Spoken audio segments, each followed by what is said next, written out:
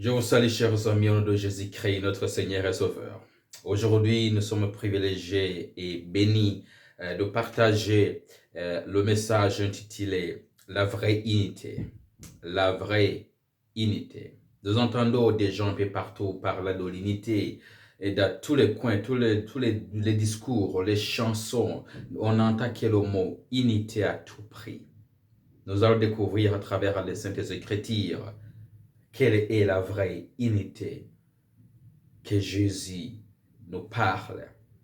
Quelle est la vraie unité que Dieu attend de ses enfants. Avant que nous entamions le sujet d'aujourd'hui, frères et chers amis, humilions-nous pour la prière.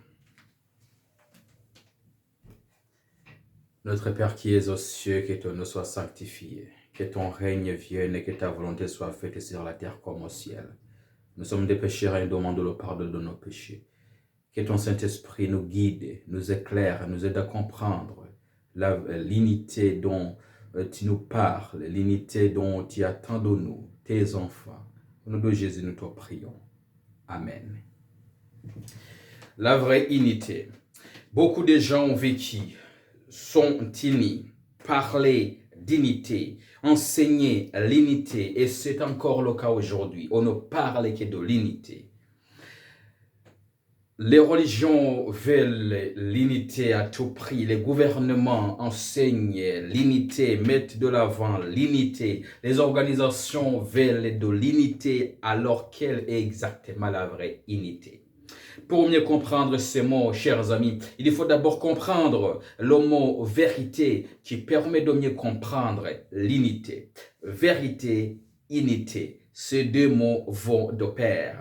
Ce qui nous rend difficile à nous unir aujourd'hui, d'enseigner l'unité, d'expliquer l'unité, ce qui nous est difficile aujourd'hui, chers amis, c'est le fait que nous n'arrivons pas à comprendre le mot vérité. Nous ne savons pas qu'est-ce qu'est la vérité.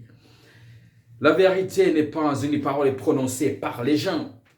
Ce ne sont pas leurs actions, ce ne sont pas leurs intentions non plus. Ce n'est pas la sagesse enseignée dans les écoles. Ce n'est pas la manière dont nous sommes nés, les manières dont quelqu'un est né. Mais la vérité, c'est uniquement Jésus-Christ lui-même. Cela se trouvait dans l'évangile du Christ écrit par Jean, dans Jean 14, chapitre 14, verset 6. Il est écrit: Jésus lui dit, je suis le chemin, la vérité et la vie. Nul ne vient au Père que par moi. Jean 14, verset 16. Pour que nous puissions mieux comprendre la vraie unité, nous devons demander à la vérité, c'est-à-dire au Christ lui-même, de nous expliquer l'unité et comment la vraie unité est possible. Christ a expliqué pourquoi il était uni à son Père. Jésus n'était pas ou n'est pas uni à son Père parce qu'il partage une origine ou une race, parce qu'ils partagent la même divinité ou parce qu'ils vivent ensemble au ciel, mais seulement parce qu'ils font les mêmes œuvres. Voilà la raison pour laquelle le Christ et son Père sont unis.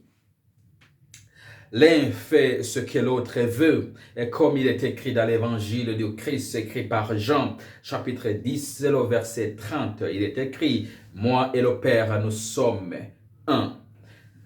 Pourquoi sont-ils un? C'est ce qu'il nous faut savoir. Pourquoi le Christ et son Père sont un, sont unis? Eh bien, c'est parce que l'un fait la volonté de l'autre. Il est écrit, je t'ai glorifié sur la terre. J'ai achevé l'œuvre que tu m'as donné à faire. Jean 17, verset 4. Le Christ, la mission du Christ sur la terre était de glorifier son Père. Et c'est ce qu'il a fait.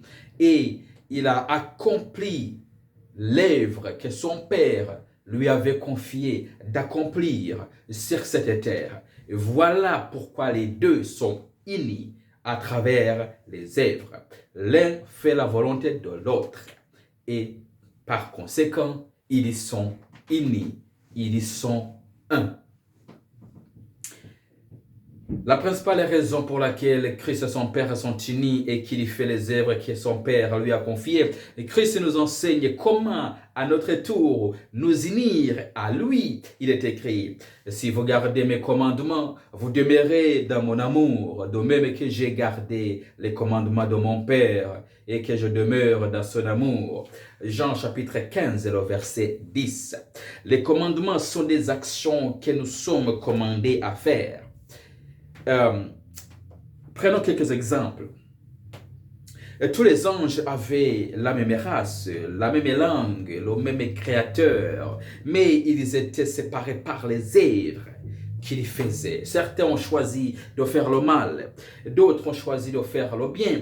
Certains sont devenus des démons, tandis que d'autres sont restés de beaux anges ou des saints anges. Nous voyons ce qu'ils accomplissaient et que ce qu'ils accomplissaient faisait partie de leur unité. Lorsque leur mission n'était plus la même, lorsque leurs œuvres n'étaient plus les mêmes, lorsqu'ils n'étaient plus animés par le même principe, l'unité n'était plus possible. L'unité parmi les anges n'était plus possible.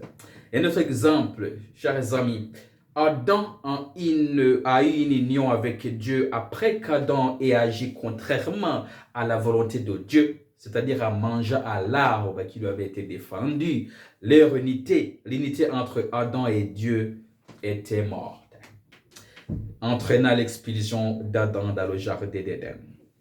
Ce n'était pas parce qu'Adam avait été créé dans l'image de Dieu que ces deux-là étaient unis ensemble. Et ce n'est pas parce qu'ils avaient des caractéristiques communes. Ce qui était le fondement de leur unité étaient les bonnes œuvres. Les bonnes œuvres poussées par, bien entendu, l'obéissance. C'est pourquoi le Très-Haut demande à Ève, pourquoi as-tu fait cela? Cela est écrit dans Genèse chapitre 3, le verset 13. Afin que Ève fût séduite par Satan et qu'après elle est devenue l'instrument par lequel Satan a utilisé pour séduire Adam. Dieu demande à Ève, pourquoi as-tu fait cela? Donc ici, il est question d'une action qui a été faite, qui a été accomplie, une œuvre. Quand l'unité n'est pas basée sur de bonnes œuvres, c'est une mauvaise unité, chers amis. Et elle n'est pas possible. Et elle ne dure pas. Un autre exemple, les premiers peuples du monde ont déjà fait l'unité basée sur les mauvaises actions de la rébellion contre leur créateur. Amenant Dieu à détruire leur unité. Nous lisons cela dans les paroles de Dieu écrites par Moïse dans Genèse chapitre 11, verset 4.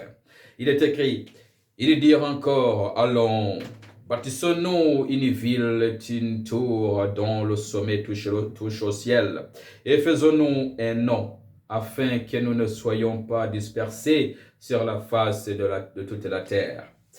Vous vous rappelez de ce qui s'est passé? On parle de la construction de la tour de Babel. Tous étaient unis, ensemble, mais avec de mauvaises intentions. Cette unité n'était pas possible parce qu'elle était basée sur de mauvaises intentions, de mauvaises actions qui contredisaient le but de Dieu qui leur avait commandé de se disperser et de remplir la terre. Comme nous le lisons au verset 7, Dieu a confondu leurs langues, eux, ils ne se sont plus compris.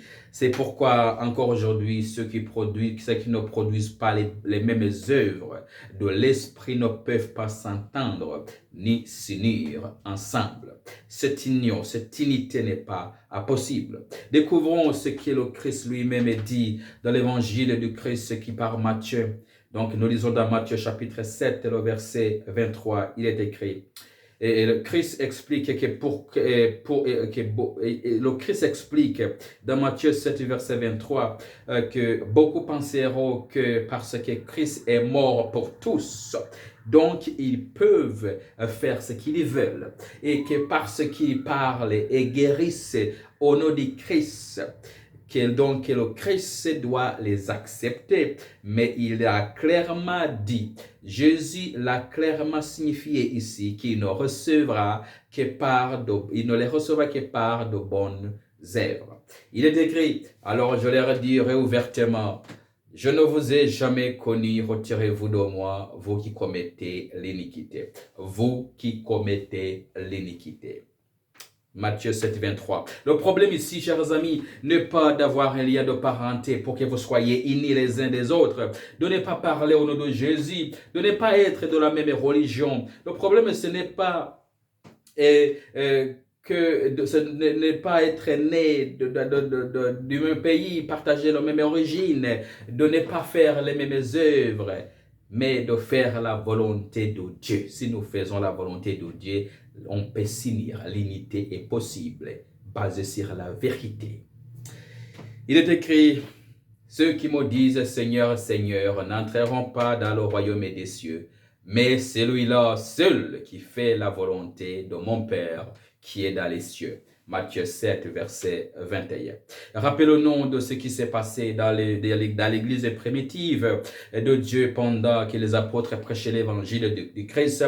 Le mal, c'est-à-dire Satan, a rejoint l'église. Il a divisé en factions. Certains disaient, nous sommes de Paul. D'autres disaient, nous sommes de Pierre. Tandis que d'autres disaient, nous sommes d'Apollos. Aujourd'hui, certains disent, nous sommes des réformateurs. D'autres disent, nous sommes des Davidiens, la verge du berger. D'autres disent, nous sommes les adventistes du septième jour. Et bien d'autres groupes. Le fait est que le mal les a infiltrés. Et ils ne s'en rendent pas compte et continuent de prétendre que nous sommes à Christ alors qu'ils sont un groupe. Christ ne vous a jamais demandé de quitter son église, de quitter le navire, peu importe ce qui s'y passe. On doit y faire face, on doit mourir dans l'église. L'apôtre Paul, dans l'évangile qui lui a été donné par Christ, les a réprimandés en leur disant que Christ ne peut pas être divisé. Dans 1 Corinthiens chapitre 1, verset 12 jusqu'au verset 13. En tant que chrétiens, nous sommes engagés à faire les œuvres fournies par la foi en Christ. C'est la seule unité possible que nous pouvons faire. L'évangile de Paul donné par Christ à l'église d'Éphésiens montre que nous sommes des créatures de Dieu créées en Jésus-Christ pour faire de bonnes œuvres, pour accomplir de bonnes œuvres dans lesquelles Dieu a depuis longtemps prévu que nous fassions. Éphésiens chapitre 4, le verset 13. Dieu a parlé par la bouche du prophète Amos que deux hommes ne marchaient pas ensemble sans être convenus.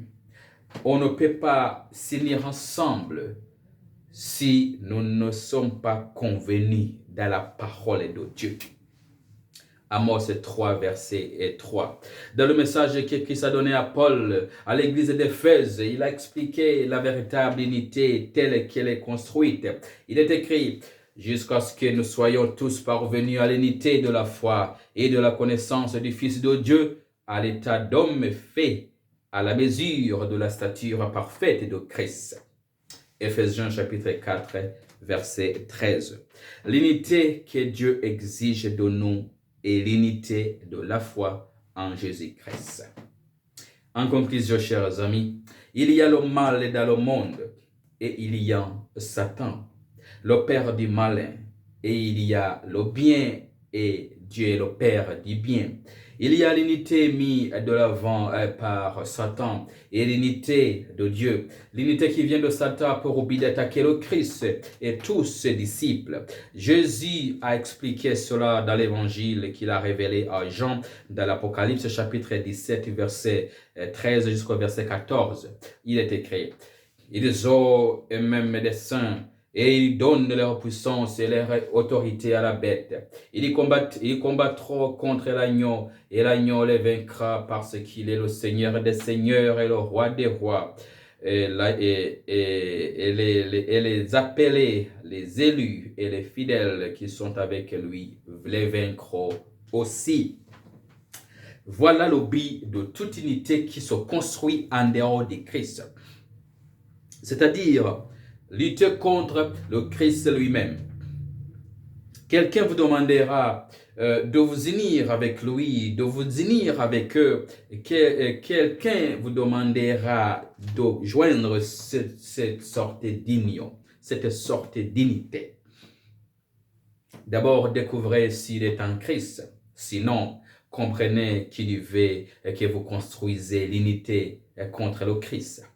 C'est pourquoi ceux qui ont la vraie unité partagent de bonnes œuvres, sinon l'unité n'est pas possible. Et Christ l'a clairement indiqué dans son évangile à Paul, une seconde fois pour l'Église. Il est écrit: ne vous mettez pas avec les infidèles sous un joug étranger, car quel rapport y a-t-il entre la justice et l'iniquité?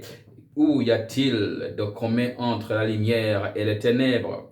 Quel accord y a-t-il entre Christ et Béliar? Ou quelle part a le fidèle avec l'infidèle? Quel rapport y a-t-il entre le temple de Dieu et les idoles? Car nous sommes le temple de Dieu vivant, comme Dieu l'a dit. J'habiterai et je marcherai au milieu d'eux. Je serai leur Dieu et ils seront mon peuple. C'est pourquoi sortez du milieu d'eux et séparez-vous, dit le Seigneur. Ne touchez pas à ce qui est impur et je vous accueillerai. Je serai pour vous un père et vous serez pour moi des fils et des filles, dit le Seigneur Tout-Puissant. Ceux qui ne partagent pas la foi et les œuvres de la foi, ils n'ont rien en commun parce qu'ils ont deux destins différents.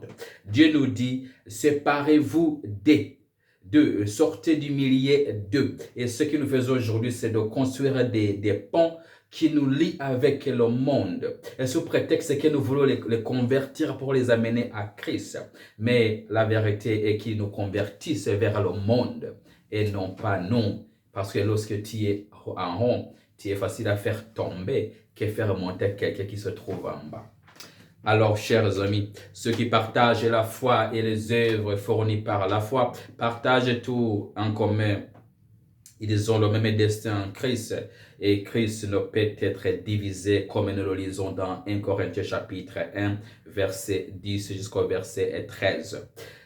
Nous devons bâtir l'unité basée sur la vérité. La vérité est la seule chose sur laquelle notre unité doit se bâtir.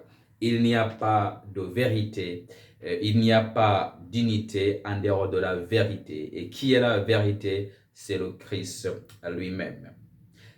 Que le plus haut nous aide à comprendre sa parole et à faire sa volonté.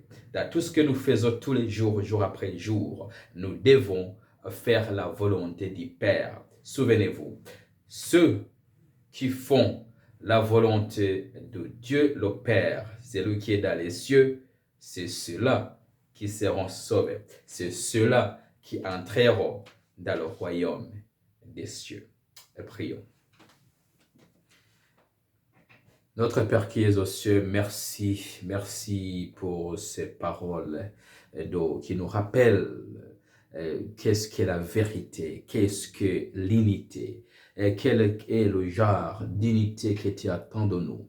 Père éternel, aidez-nous à comprendre cela, aidez-nous à mettre de l'avant la vérité et qui est la base de toute unité qui te plaît. Aidez-nous à aimer tout ce que tu aimes, à haïr tout ce que tu haïs. Au nom de Jésus, nous te prions. Amen.